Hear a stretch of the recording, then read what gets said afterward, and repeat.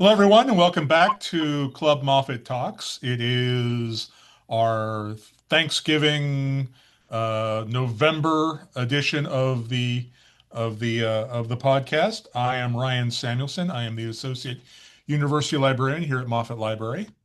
I'm Joseph McNeely, and I'm the instruction librarian. And I am Eboneigh Harris, the Director of Institutional Effectiveness. I work out of Hardin in the Provost's office. Thank you for being with us this month, Ebony. Thank you for being with us.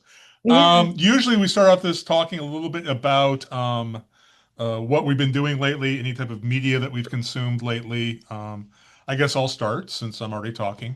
I'm going to mention the fact that one of the books I did reread this month was The Long Walk. It is my favorite Stephen King novella, mostly because I was prepping to watch the film now that it's on streaming, and I did watch the film as well. And I can say a lot about it, but it was a fairly good film. I thought it drifted enough away from the main themes of the book to be its own thing, although the visuals and the tone very much matched the original story. But it was interesting because, again, like most things, when you're doing a movie adaptation, you can only focus on a few things on the book. The book usually has multitudes within it, lots of different themes, lots of different ideas. And it was interesting to see which particular theme they focused on. I think the filmmakers were definitely trying to make a statement about modern day politics when they did the film, and it was interesting. And they changed a lot, and they kept a lot the same. It was interesting to see that the dialogue was mostly kept intact, but the a lot of the characters were combined. They reduced the number of characters dramatically and combined a lot of characters. And it's interesting to see how they changed up the storyline a little bit to fit their narrative. Another film I saw this month was The Phoenician Scheme, Wes Anderson's newest film. It's also streaming. I'm not a huge Wes Anderson film. I like his films, but I'm not a huge fan of his. However, I thought The Phoenician Scheme was literally his best work so far. And that's mostly for my own peccadillos. I thought it was the most straightforward of his films. It's the most linear of his films, I guess I'll say it that way. He basically says what he's going to do during the film. He then does it during the film, and then the film ends. Which with Anderson films, that's kind of unusual because his films kind of go off in weird directions sometimes. And I thought it was easier to follow. The quirkiness did not get to me as much as it does with some of his films. Quirkiness for quirky's sake type of thing. And I like the message to it. So two films I'd recommend, The Long Walk and The Phoenician Scheme. Not my favorite films of all time, but two films I'd recommend to people. Cool. Um, Probably the most important thing that I've done in the last month, um, it is not really entertainment related, but I started seeing a counselor. Uh, I've actually mentioned on previous uh, episodes that I had was having some mental health struggles, and with some encouragement from a colleague, I went and sought out a therapist and have had a couple of sessions. And it's I think that it's good. I think that it was very, very necessary. Um, I have I've met a lot of people that never ask for help, but I've never met anyone that doesn't need help. And that certainly is true of counseling and therapy. But yeah, that's an important thing that has happened to me in the last month. Entertainment wise, though, we've been doing a lot of watching stuff. We watched the most recent season of Only Murders in the Building, which we enjoyed. Kind of a big thing that we did at the beginning of November is that we had stopped having Netflix and we renewed it at the beginning of November, and so we watched like the most recent season of Wednesday and watched the most recent season of Witcher, some things like that. Also, we saw the Del Toro Frankenstein movie. Um, I did not love that movie. Uh, uh, I think that a lot of people were like, "Oh, this is so awesome," and I was like, "It was okay," you know. Um, but I my wife has somewhat correctly noted that sometimes when something is really, really popular, I will be against it just sort of out of principle. I think that the out of principle part of that is not accurate. It's really not just out of principle. I will not dislike something just because everybody else likes it. But I think that what does happen is that sometimes when I hear a lot of positive reviews, a lot of positive uh, feedback about something, I go into it maybe with higher expectations. And because I have those higher expectations, then I'll view it and go, well, I don't feel like it met those high expectations that I had. And then maybe pendulum swing and go, that was terrible, you know. But Well, I've mentioned this before, and it is true.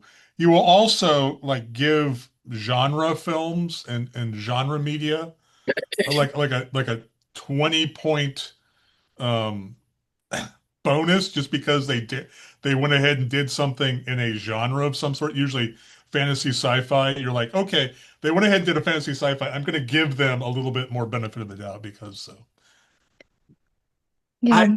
yeah, I won't deny that. Okay. I mean, I think probably the appeal of the new that new movie is probably like Oscar Isaac and Jacob Elordi, like more than the storytelling.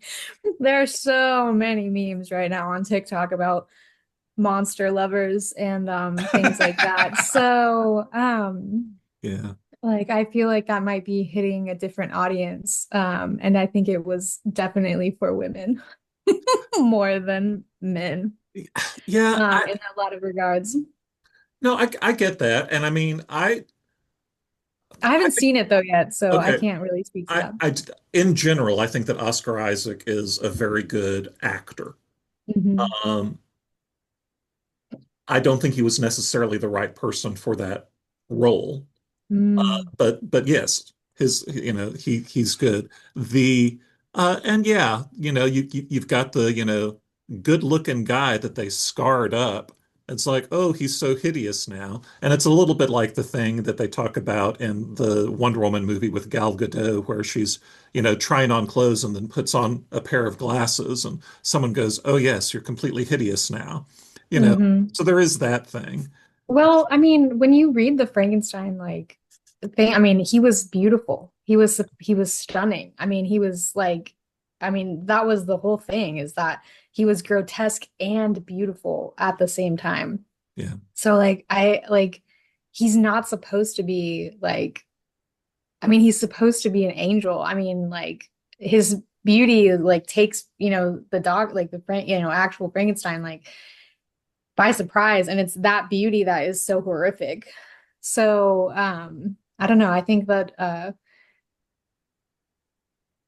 think you're supposed to kind of sit on that line between like, oh, this is like actually a monster but also like this beautiful creature. So, I mean, I don't know. I'm not like on the like Jacob Elordi train. I mean, like so many others. I mean, he's like fine, I guess, um but yeah, I mean, I think there's some element of that like when you read the original novel um that I'm interested to see. I mean, I honestly haven't read that novel since high school, so I may be misremembering. But like I do think that that was kind of like part of it.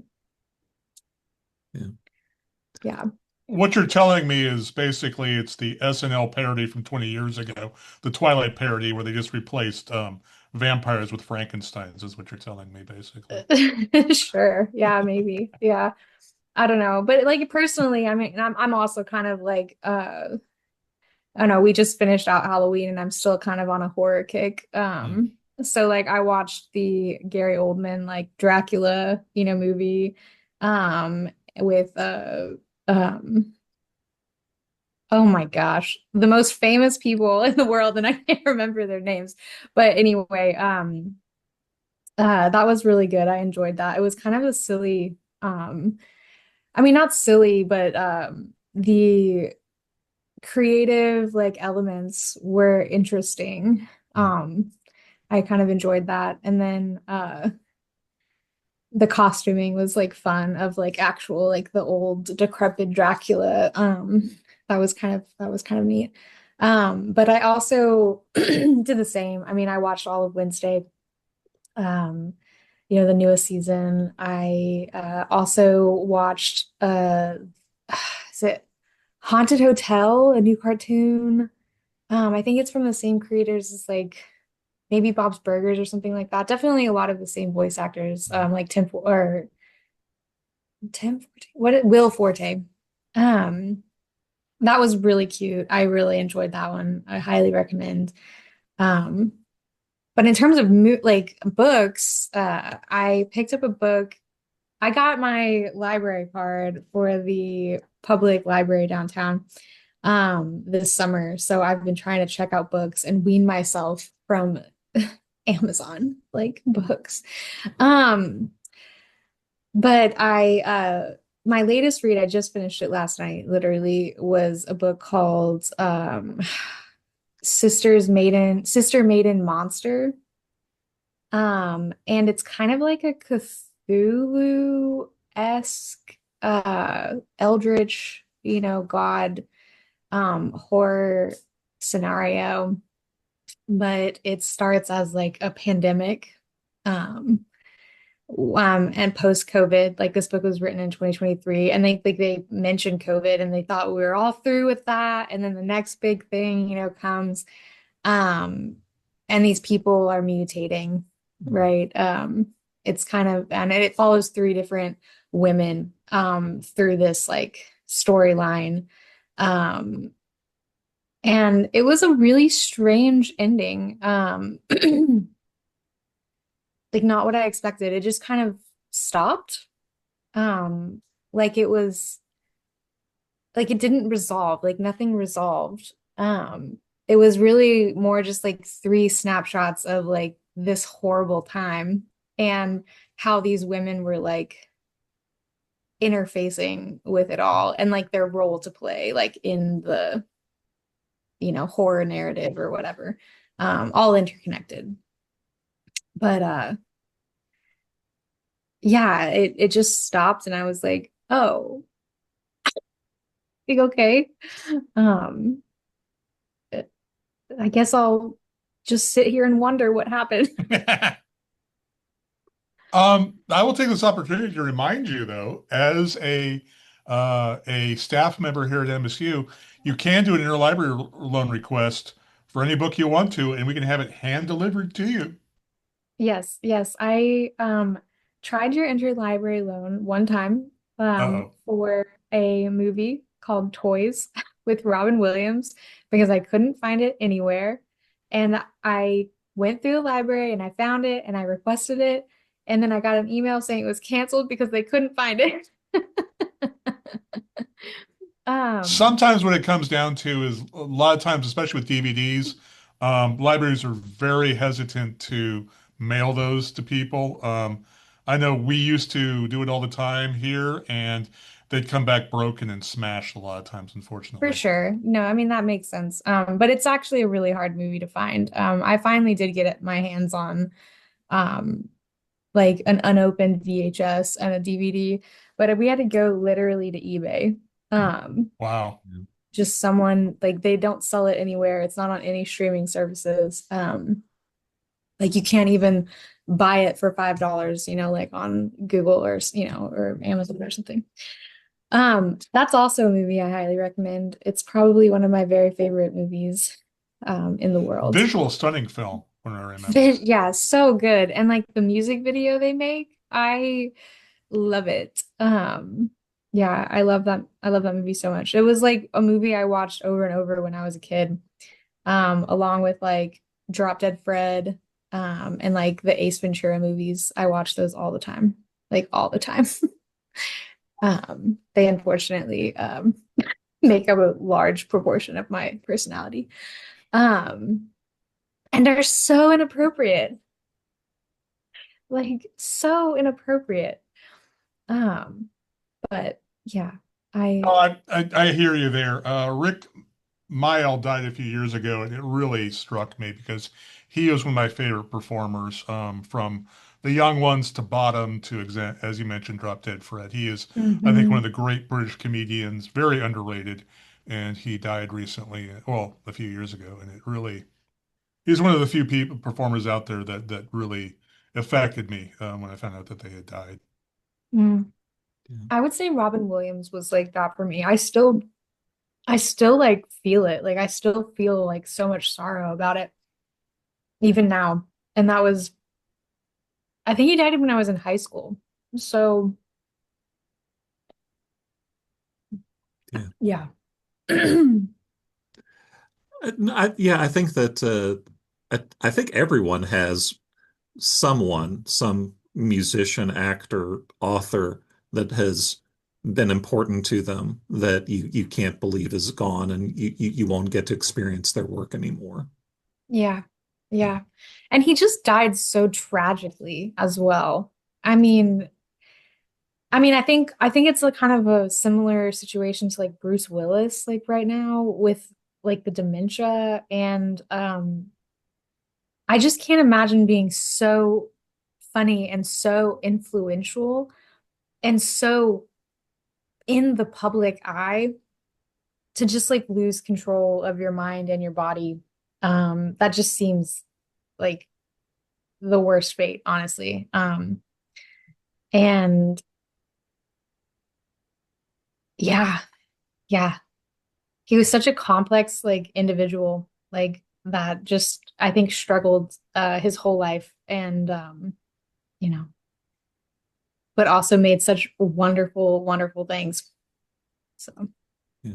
Yeah, when yeah. they die early, those are usually the ones that affect me more so than someone who's lived a full, rich life. I'm thinking of people like Phil Hartman. That really hit me when Phil Hartman was murdered. Also, there's a comedian you guys probably don't know called Trevor Moore. He was one of the heads of The Whitest Kids You Know.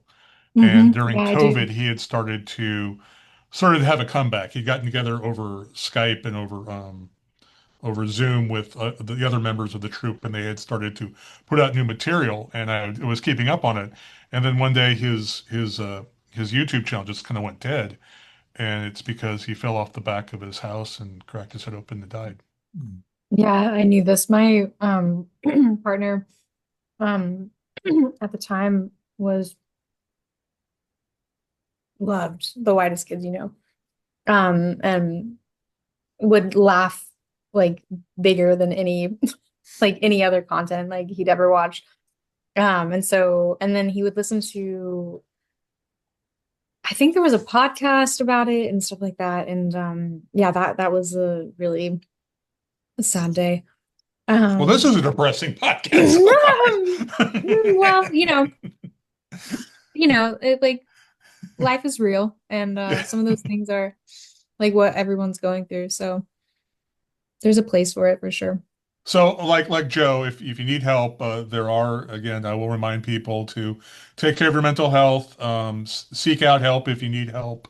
Um, and even if you don't think you need help, always it's not bad to check in and see what an expert thinks. I mean, I know I'm not seeing anyone, but I do know that during times of trouble, I did go and check in with mental health experts just to see where I was at, and see what they could do for me and things of that nature. Yeah. Yeah. Yeah. I think we're all still like it seems so far away, but it also seems like yesterday when like COVID was like very prevalent. And all of the mental health challenges that came with that. Like I think us and our students and everyone is still kind of like reeling from Oh yeah. that and healing. Um especially our younger students that like were taken away from their friends. I mean, they're during such like crucial like social moments for children and things like that. I really can't imagine like the impact of that. I mean, I I don't want to use the word like PTSD, but like the the struggle of being I was by myself in my apartment for like basically a year, and like my partner was working a job where he had to go out and work. And I was just home all day, like by myself. And that was really hard, like in a way that I don't think I like, and I'm kind of dealing with that again right now. Like honestly, like I'm kind of living alone right now. And I'm sure like at least now I can leave my house. Like I can go, I can go, to the brewery and get a pizza and I can go to a friend's house and things like that. I mean, it was just such a weird time. I mean, like I had one or two like times really that I was able to get together with my friends and we had to do like tests in front of each other. Do you know what I mean? It was like such a bizarre time. And I was living in Austin, and so like I think it was probably a step higher than like maybe Wichita Falls and like less populated areas, and maybe less liberal areas. So yeah, just it was such a weird time. Um, I was also writing my dissertation during that time, and so I really felt like I was going insane. Just locked in to my thoughts and like in my apartment with my cats, like just like typing, 150, or more pages. Um, but I'm glad I got through that, and yeah. And it was a fun topic. I mean, I think I've done a presentation. I've done a presentation, like here about my dissertation research, which was about tabletop role-playing games. I've been exposed to them. I knew that they were around like in high school. I had a friend that really was trying to get us to like start a campaign and just like never quite took off. And then I was filling in for some people in when I was in college. I would just was playing their character for them because they just couldn't for a couple weeks. And I really loved it. I didn't understand what I was doing, but I enjoyed it. But it wasn't until grad school that I really picked it up, and was just getting to play with like some close friends. I mean, and became close friends through the game. And I realized that it was something that was just coming up over and over and over in the queer spaces that I was in. And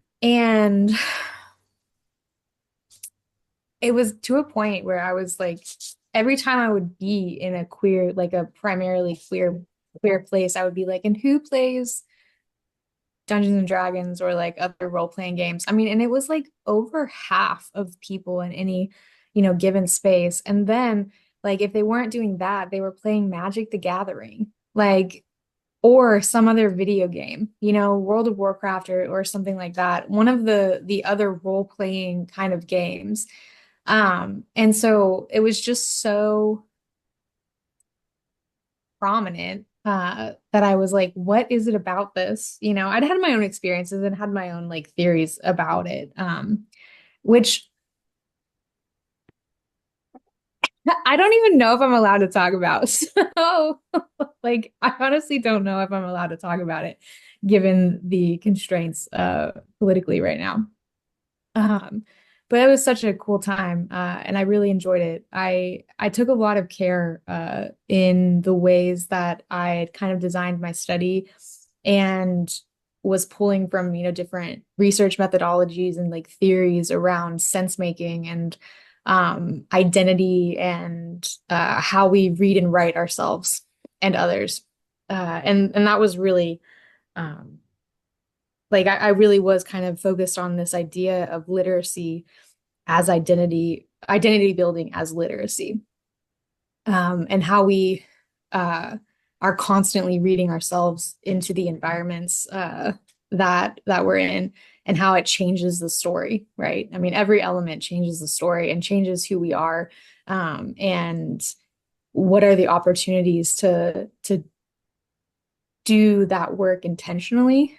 Um, and then what are the unintentional consequences of playing with different identities? And it was super fun. I really enjoyed it. And I got a lot out of that work.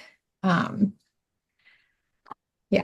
My advisor though was like, "What are you doing? Like, what is this?" No, no, it's interesting because again, people who watch our podcast know that I've been role playing since 1981, and I believe Joe's been role playing for even longer A than little that, I bit. think. So we're both fairly aware of it. And when I first came here to MSU 20 some years ago, I actually did do a lot of research because I had access to databases full time.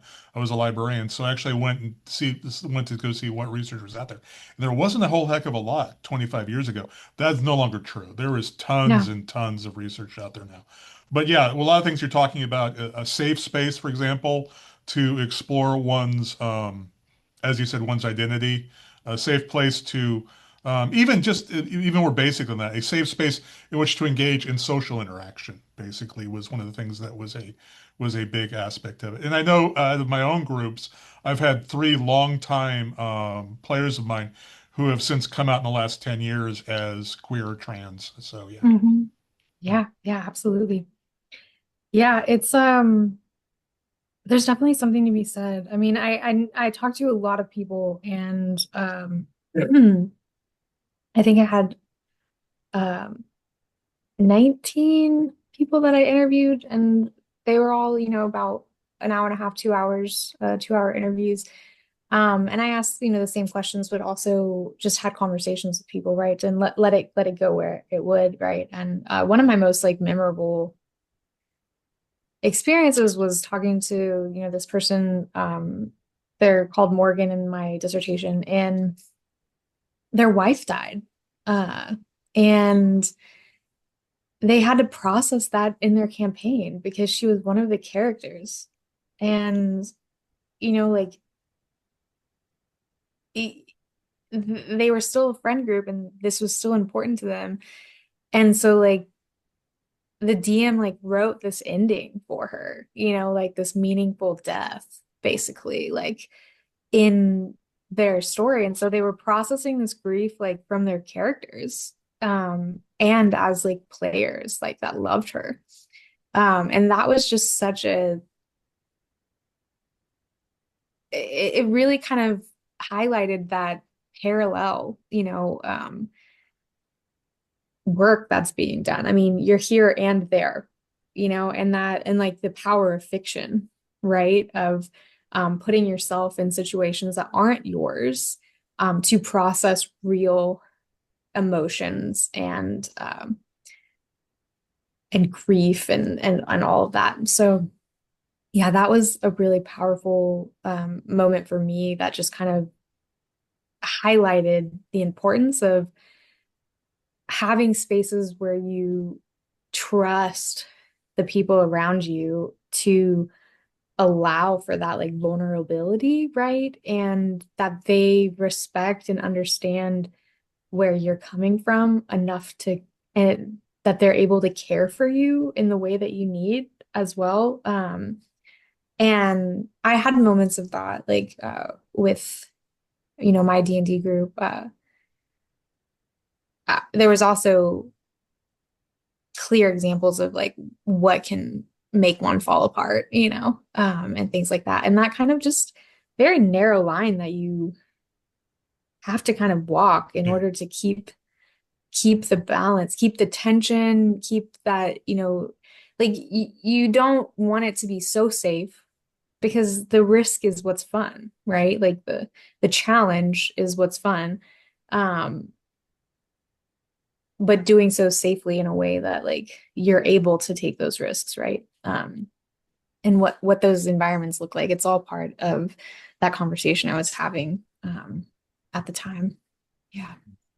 I'll just throw out there though. I mean, there is again like two sides of a coin. There's also a dark side to RPGs to some extent. If you've never experienced it, good on you. But there are groups out there that are legitimately scary, that are legitimately Mhm. using it as a method to engage in the sickest, most twisted, um, homophobic, evil, sadist fantasies they possibly can. So Mhm. again, I will say this. It's for those of you who want to get interested in role playing, um, your experience may not be a good experience. Always make sure you know what type of group you're dealing with. Always, if you can, try to do it with people you trust, people that are friends and stuff like that. But be careful out there. There are people that, like all things, there's a dark side to it as well, to some extent. Yeah, you're absolutely right. I mean, that's something that does come up. I mean, and the people I interviewed talked about being part of groups where they didn't feel safe, they didn't feel respected, and they didn't feel like the people were in it to create a shared story together, right? And we really talked about like what the differences were between those groups, right? And like what people were doing and bringing. I mean, I think that there's some really cool things now. I mean, they've been around for a while, but like shadows and veils and other mechanics that you do during setup to make sure that everyone's boundaries are Yep. being respected, right? And what the lines are, right? For example, like in our queer group, like I wasn't really interested in dealing with like homophobia, right? Like some people want to process that and like there's a place for that, but like I didn't, I wanted to live and operate in a world where we were just accepted, right? And that was just like a given. No one gave a shit, right? About who we were, doing it with, and things like that. And so like that was really fun for me, right? But there were moments where other players wanted to explore a little bit of that storyline, and I always really didn't like it, like I just didn't want to deal with that. I got enough real world in my real world. And so I kind of wanted to envision futures that weren't that, right? And I think there's someone that I really respect and have been reading a lot of their work, Adrienne Maree Brown. And she has a love affair with Octavia Butler, the sci-fi Mhm. author. And she really uses Octavia Butler as a framework for and uses Octavia Butler as an example of science fiction and fiction driving change and imagining different futures, right? And why she points to science fiction and Octavia Butler as like this kind of paragon, right, is that Octavia Butler was imagining Black futures, right? She was putting them in the future, right? Where they're so seldom up, in other literature included, right? Like it's impossible for Black people to be in fantasy, right? Or, things like that there would be different skin colors. I mean, that's some like a trope that we see over and over, right? There wouldn't be Black elves, right? Which is just such a limited and like it's I'm sorry, they're casting fireballs. Like, what do you mean? Like, what do you mean? And Oh, so I'll give she you a really worse one. gives, The idea that yeah, back in the original AD&D that there were strength limits based on your gender, and I was always like, yeah, what? Well, it's yeah, not realistic otherwise. Yeah, and as you said, what you're an immortal being throwing fireballs. What are you talking about? yeah, yeah, yeah. So silly, like these false limitations that we put on fiction, like I'm sorry, you can't imagine a world where that exists. Like you don't see the problem with that. Um, so anyway, I highly recommend Adrienne Maree Brown. She wrote a book called Octavia's Brood. Well, she's like edited it. It's Mhm. a series of inspired science fiction stories from friends of hers and things like that. And then she kind of weaves them together and then has like discussions and things. It's such a good book. Um, she's also written things like pleasure activism.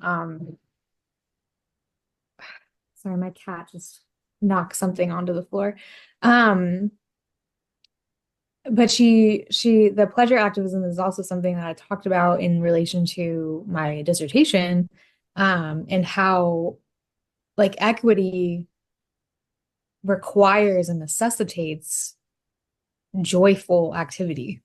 Um, and if you aren't finding pleasure, if people are not able to access pleasure in the space, then it's not equitable. Um, and that we should center our efforts on seeking pleasure, right? Seeking joy. Um, and that's like, I've really taken that to heart, when things start feeling, when I start feeling divorced from my joy, right? That is obviously an indication that things are not going right. But that is like a radical sentiment, to some people. I mean, there are whole sects of people, like SECTS, of people that really believe that suffering is godly, right? And suffering is, if you're not suffering, if you're not struggling, then you're not on the right path. And I couldn't disagree more. Um, I think challenge is important. I think that learning is uncomfortable. And I think that struggle is inherent in any work that we do. And so if you're not struggling, it means you're not learning and growing. But learning there should be joy in it and pleasure in it, even when it's hard, right? Like even when you're working out and you're like, I do not want to do one more set, but you get through it and like, there's a deep pleasure that you feel in like having pushed yourself and gotten through something that was hard, right? And that is joyful, that is pleasurable. It's at least in there, right? And so I try to keep that in mind, and I really do believe that it's something that I bring to my work on campus. It's something that I bring to my work with students and just like my general community, right? So I do have a lot of different voices like is in my head, and a lot of different thoughts and ideas that have really guided me. Um, and I think that Adrienne Marie Brown is one of those. Octavia Butler, I mean, her stories devastate me. Do not pick up those books unless you're ready to be devastated. But please pick up those books because I think I was fundamentally changed when I got done reading Parable of the Sower and like that whole series. And then her other series about alien species I've got the complete taking series. Yeah. over. Yeah, and I mean, she just talks about what it is to be human and like what is it to interact with others? Like, what is a society? Like, what are our responsibilities to each other? Like, what are the foundational truths, right? And she pretty much says it like, God is change, right? The only truth is that there is no truth. The only truth, the only unchanging thing is that change is inevitable, right? I mean, and like that's the paradox that we live in, right? We live in the center of paradox. And like we have to make our way there. um, and her work reminds me like I had this discussion when I was in college with one of my friends, when I was studying abroad in Ireland, actually. She was a housemate, an American housemate of mine. I lived with other Irish people, but she was American. And she was telling me just like how anxious space and the universe makes her. Like when she thinks about the universe and space, like, and how tiny, she is in the vastness of like existence, right? And she just it makes her feel unmoored, right? And I have the exact opposite reaction to that because in the vastness of the universe, like somehow I exist, right? And because I'm so tiny and so insignificant, it doesn't matter like, and like, and at the end of the day, all I can deal with is where I'm at, and like all of the rest doesn't really matter. But I take comfort. I really take comfort that like out of all the billions of years that like existence has, the universe has existed, that it led to me, right? And I just think that's like mind-boggling. And I love it because it's like if you keep that in mind, every single person that you interact with, every experience that you have, you're just like, how did I get here? Like, how did we do this? And then there's that element of like, I am the universe thinking about itself, and all of those things, right? Um, but when we come back to like, uh, I had a thought that was leading back to Octavia Butler, and I don't remember what it was now. But I mean, I take comfort in that. I really believe, like oh, it's similar to like simulation theory. It wasn't anything to do with Octavia Butler. People are like, what if we live in a simulation? And I'm like, doesn't matter. Couldn't like we can't do anything about that. So it's again down to the experience that I'm having and the experience that I'm helping others have, right? I mean, that's as much as I can do. So I um I am the one that went off on a tangent there, I think. But yeah. No, it was good. It was good. It was Yeah. good. As a librarian, I feel the need to do you may, if you enjoyed this tangent, you may also enjoy, talking about Octavia Butler, one of my favorite authors. I was introduced to her back in a science fiction class back in like 91 and really started collecting her stuff from then on. I'll mention some of the writers that are a little bit older than her that also carry the same themes. British writer Tanith Lee does a lot of the same themes as her. Of course, the great, oh God, her name escaped me. God, Ryan, come on. Um, Earthsea, Ursula Gunn. Ursula Le Guin, yeah. Yeah, I'm yeah. actually reading, I just picked up that series. I'm on the second book right now. It's been on my list to read, and so Oh, good, I good. yeah, I am. I'm going for it. I like, how did I get to this point?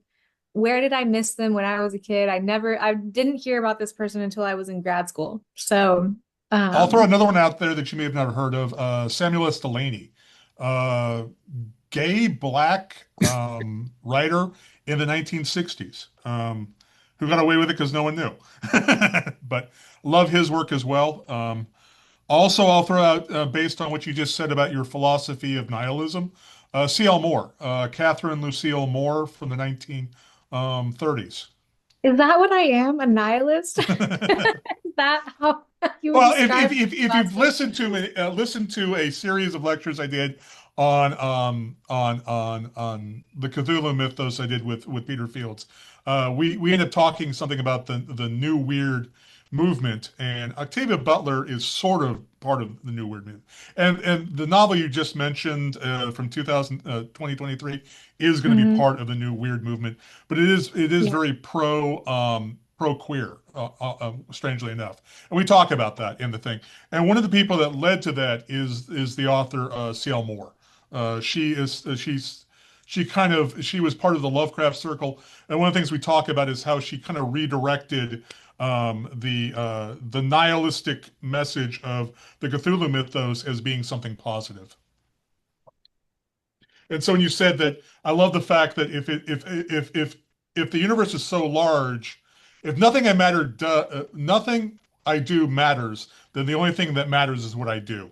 Is very much Yeah. her philosophy in her Yeah. work. So I was going to suggest her as well, C.L. Moore. She's got a few anthologies out there of the work that she did in the 1930s, just to give you an idea of how far I'll back this goes. definitely hit you back up for those recommendations later. Um, yeah, I do love reading. I've gotten back to it, a little bit. I mean, I always try to have something going, but I go through, phases where I couldn't possibly sit down and read.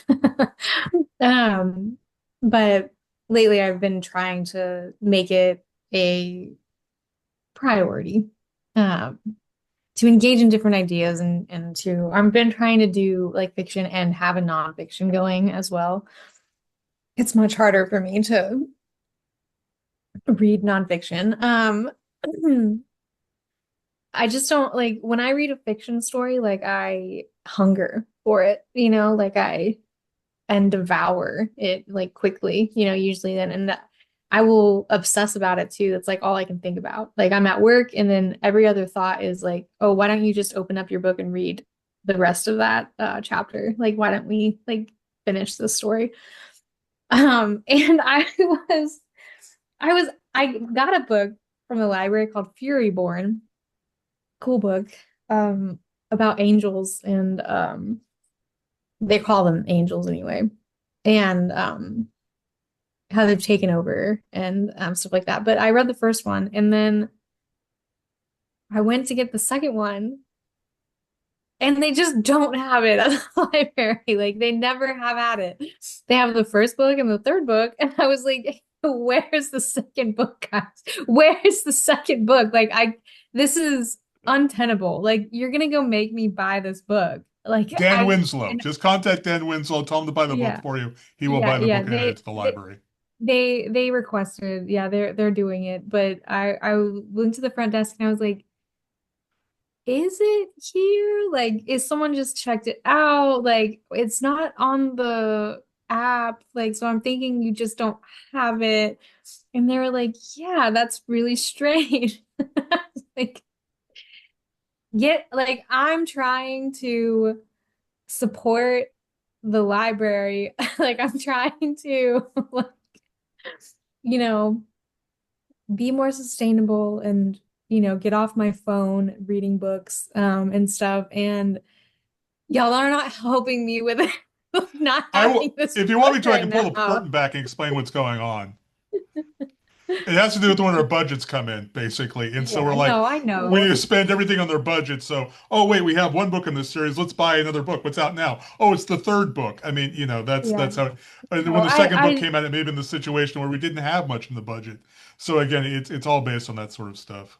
or someone never returned it. I mean, like, That's a possibility too. that's a possibility. Yeah. I'm not upset with the library, but I was just like in that moment, like I'm obsessive over the story and like I just like need to like finish it out. And there wasn't the second book. And I was just like, I'm still like kind of like, I guess I'll just suffer. I guess I'll just suffer until I get the second one. Yeah, they were like, it could be 5 to 6 weeks. And I was like, okay. Um, but anyway, I'm trying that whole thing out. It's a little maybe antithetical to the audience, but I've never spent much time in libraries. And I got through most of undergrad never being in the library. Because everything's online now. Like I could just be in my home. I mean, I was using the library, but not like going into it physically. And so, but I really do enjoy just going in and picking out a book. And I kind of like to just let them curate that experience for me. Like almost every book that I've picked out, um, has been well, I go in with an idea of what I want, and then they're like, these just in. And it's like a book on their display. And I'm just like, yep, that's the one I'm gonna read. That's it. Thank you. Decision made. And so I've gotten a few interesting books like just from that. So like this book was one of those. I read a book recently. I cannot remember what it's called for the life of me, but it was a Persephone retelling. Um, and Persephone was like cursed by Demeter, who instead in this retelling wasn't her mother, but her lover. And she had forgotten that she was Persephone, and no one could tell her who she was. And so it was like Hades trying to get her to remember in all of these different lives. But he didn't know that he'd been tricked and was actually like just killing her every time. Um, and it was just like her like kind of coming into these memories and like in this garden. And Salvador Dali is in the book. It was very weird, very cool, but not something I would have picked out. So I appreciate when librarians are like, you may enjoy this. And I go, thank you. I will try. So, yeah. I'll just finish up by also mentioning this. We talked about RPGs earlier. There are tons of RPGs out there. I'm going to do a shout out for an RPG that I picked up 20 years ago called Blue Rose. It is specifically for romantic fantasy. So for those people who are interested in playing with interpersonal relationships, and again, the setting's exactly as you said, they don't care. There is no, controversy over queerness in the setting that they provide in the story. But for an RPG that really focuses in on interpersonal relationships and again romance fantasy is what's based off of, I'd suggest Blue Rose, which came out about 20 years ago. Cool. Yeah. Yeah. Yeah, that sounds great. I'll definitely look into that. I am funding a Kickstarter right now that uses tarot cards as like part of the game mechanic. And I'm kind of interested in that because I really love tarot as well. And kind of fits into the literacy theme. Like I really love like the sense making that happens, like in the conversation that happens between you and the cards, and like your understanding of those cards and like the symbols is reflective of like your own context and your own like experiences. And so I kind of enjoy like the idea of like that, like altering the story or like adding new layers to like what's going on. So one day I may actually get to play that, but it's been a while. Well, we've been talking for almost an hour, Joe. If you want to start talking about what's wrapping up and start talking about what's going on in our neighborhood. I can do that. I told Ryan before we started recording that I had actually completely forgotten to put together my list of community happenings for this Mm. episode. So I spent about 60 seconds looking for things happening in our area. And honestly, didn't really find many. Well, it's Well, Thanksgiving. I mean, I it's can around plug Thanksgiving, in so that November 19th, Wednesday, from 6:30 to 9:30, I believe. Pride is having their Rocky Horror drag show in the Sykes Lake Center. So we'll be watching a theatrical production of Rocky, and then we have some performers that will be paralleling that show. Um, so that's going to be a lot of fun. The first hour is celebrating, it's the Trans Day of Resistance. Um, and we're going to have Pastor Mel from the Metropolitan Community Church, um, leading some activities for that. And then from 7:30 on, we're going to be watching the show, and there will be a discussion from the university's philosophy club um, about the show. So that's a really fun time. There will be pizza and other food, and it's just generally a good time. It's also a fundraiser. It's free for everybody that wants to come, but we do use those, Pride uses those funds to towards their courting ceremony and like end of year party in the spring, as well as for the Pride Closet, where they help connect local community members to gender affirming clothing and other items. So, Yeah. Okay. All right. yes. That sounds great. I know that here on campus, we're doing the Fantasy of Lights opening ceremony on November 24th. I really love when we put the Christmas lights up on campus. And I think that the displays we have for the Fantasy of Lights are fun. But my favorite thing actually is just the Tron outlines of the buildings. I love it. It makes me happy.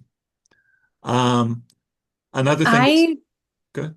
oh sorry, I Oh, love when they first put out the stuff on Fantasy of Lights and it's just dismembered bodies and like just strewn across the lawn. uh-huh. I really wish like if they're gonna put it up so early, like I mean it's they always do it like the week or two before Halloween. I wish they would just lean into it for those times and just really make a massacre. And then they can set up the Fantasy of Lights. Because the legless mannequin, like the mannequins are in the worst shape. Most of them don't have legs or are missing legs and things like that, and it's just horrific, like literally horrific. Just it's a bizarre experience walking through that during the light of day. Yeah, into work.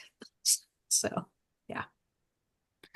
Sorry, I didn't mean to interrupt you again. No, no, no, it's I agree with you. It's funny because this year has been like a decade long.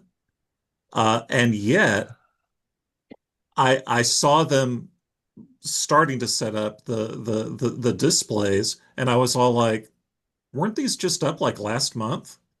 You know, and it was that split. I don't know how time works. Um, Yeah. but let's see. Another thing that's happening. Oh yeah, the Wichita Falls Symphony Orchestra is performing Sounds of the Season on December Mhm. 13th. And honestly, I know that there are other things going uh, on or around campus or in the The fall community. festival, yeah, the fall festival is this weekend, I believe, on Saturday, 6 to 8 in the Legacy Courtyard. Mhm. So that's a fun one for students. Yeah. Well, and another thing is that we're recording this on a Friday. I'm probably not going to That's true. process it until Monday, Tuesday. Hopefully, it'll be posted like next Wednesday.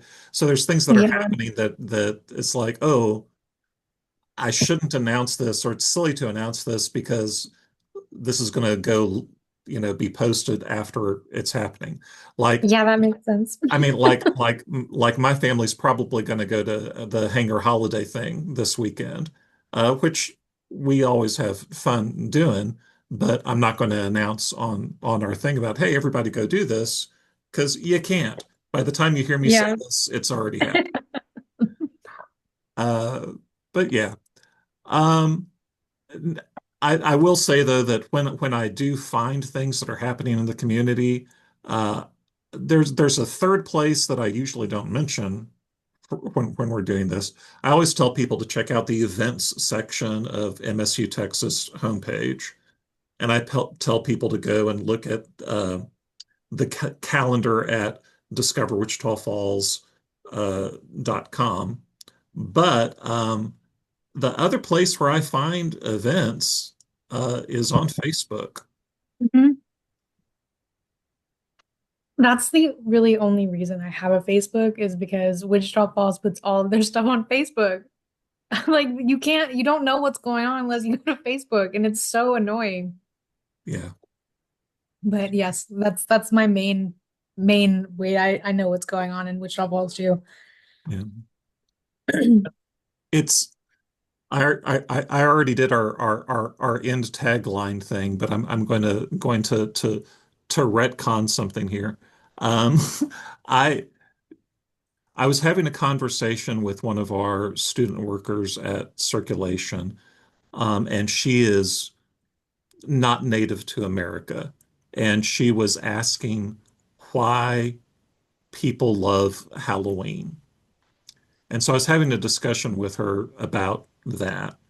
And today, as we were talking, I was thinking about a comparison or analogy, something between Halloween and tabletop role-playing games.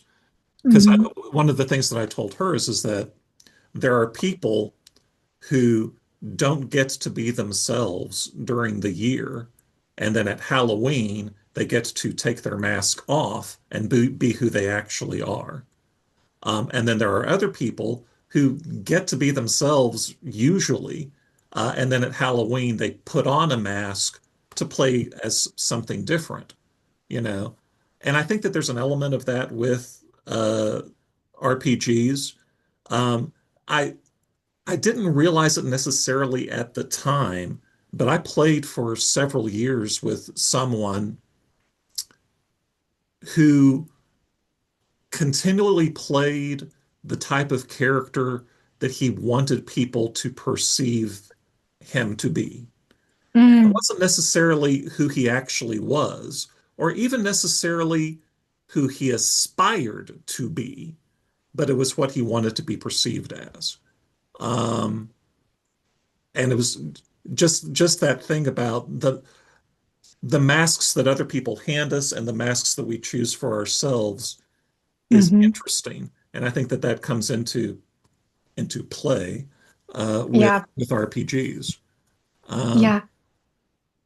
I don't I think you're absolutely right. And I think like, I mean, that's exactly Halloween is a gay holiday, right? Like that's like we own that um at this point. And so and we do it best. So if it was a competition we were winning. But no, I feel like I just am kind of myself on Halloween. yeah, Like I'm in costume, I'm dressed up, but like that's how I wish I could be all the time. And like it's fun.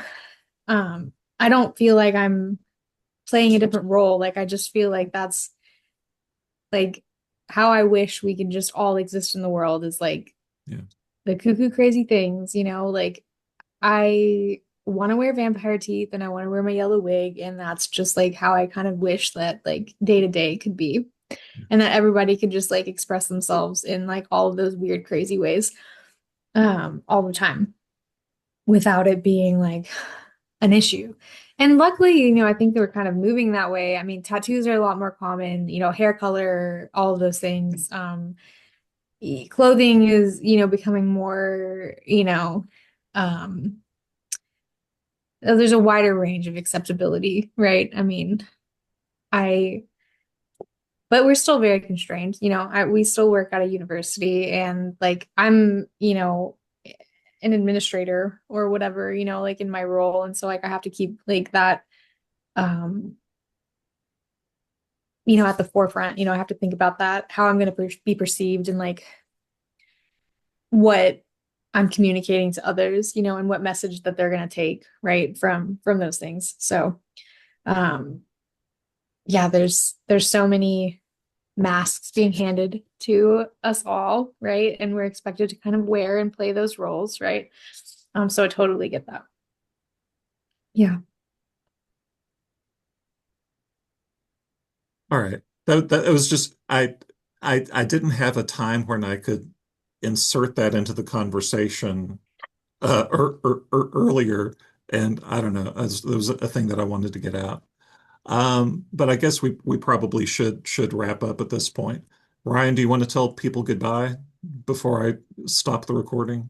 Bye. No. Thanks for joining in with us this week. We will be back next week.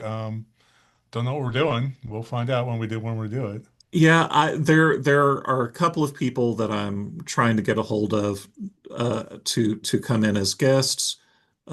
If you enjoyed your experience, please encourage your friends and neighbors to come and be on the podcast. We always offer guests that they're more than welcome to come back anytime they want. I think we've only done that once or twice, though, actually brought someone back. Yeah. Because we're trying to reach out to just everyone we can. But again, no, absolutely true. If you want to come back, in fact, if you want to come back next Halloween, how about that? We would enjoy having you. Um, and you're more than welcome to dress how you wish for Halloween. Thank you. Uh, Thank you. but I think that's it for this week. Thanks everyone for tuning in and see you again next month.